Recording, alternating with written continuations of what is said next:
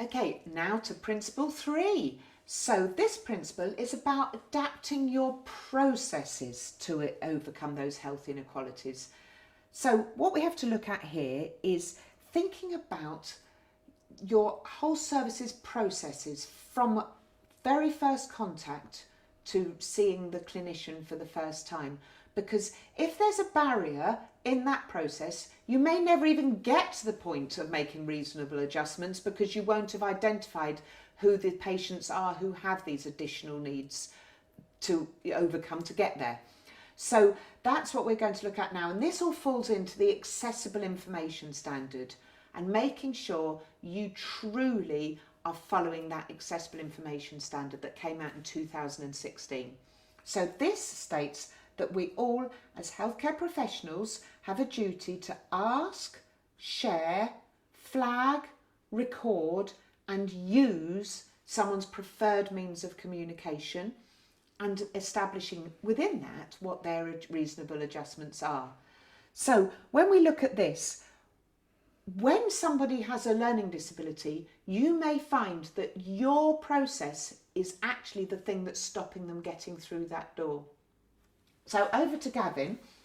So when we think about this, when we talk about accessible information standard, which I know you're now a bit tuned into, so talk through, if you were referred by a health professional to another service, say, I'm going to make one up, say you were referred for a leg ulcer or something like that, and the first contact you got from them was a phone call. Talk me through what would be the barriers within that phone call and what would be good.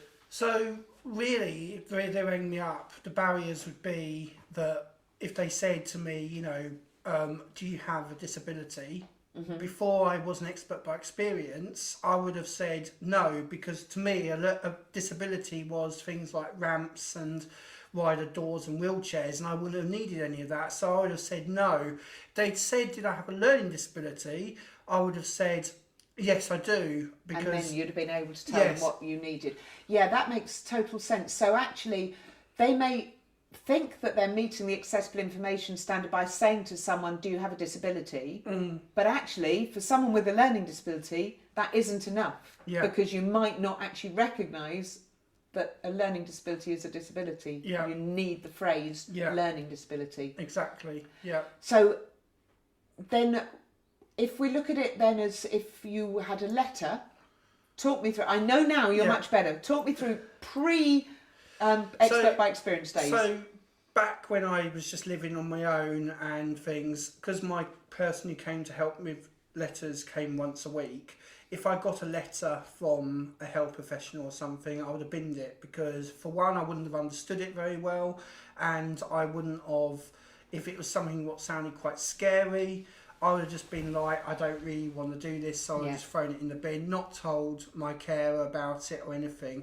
Now I know that, you know, it's not great to bin it, and it's always great to look into it more. My wife obviously doesn't let me bin letters, she looks through them, and then we show my carer when she comes. But again, expert by experience days, you wouldn't have ever gone. You'd have been one of those did not attend people, because you'd have been sent 3 letters, all would have gone in the bin, and you'd have never gone for that healthcare treatment. So again, a health inequality because of overcoming that. So in doing that, it's about that referrer then identifying, has that person got a learning disability that may be the reason for them to do not attend, rather than just assuming that 3 do not attend means you're out. You know, they'd need to actually follow that up with the referrer and say, they've not attended, is there any additional communication needs that I should have asked about, or you should have shared with me, that we should now have recorded and be using with this person, isn't it? So it's about finding that information and not making an assumption that 3 days and you're out,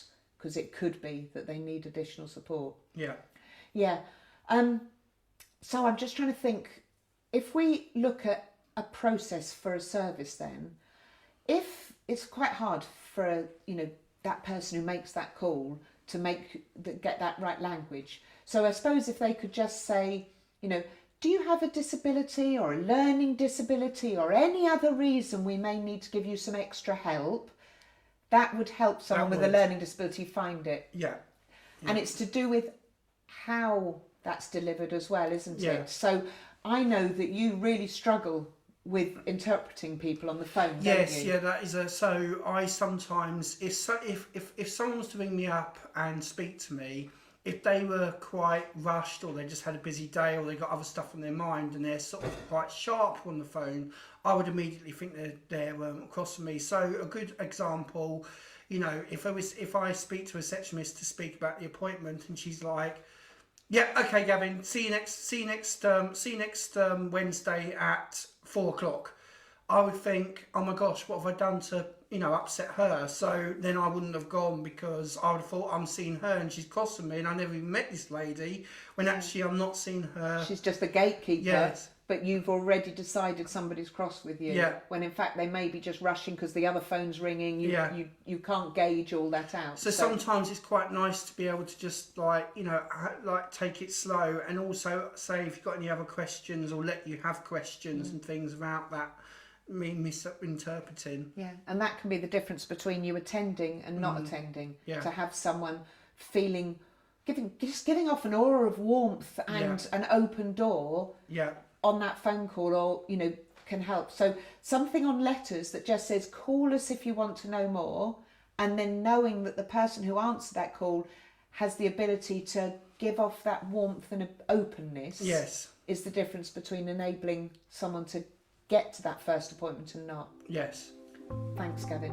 Now it's time to talk and make a pledge for what you as an individual or as a team can do to make reasonable adjustments for people with learning disabilities and autistic people.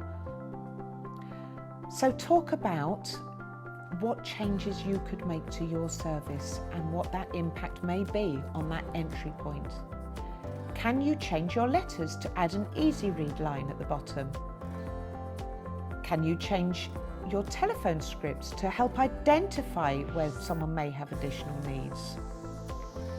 Can you have a better follow-up process for your do not attends before removing them? Can you add a layer into your new patients of checking their accessible information standard requirements and making sure that that first face-to-face is a success by having that information prior to them attending? Over to you.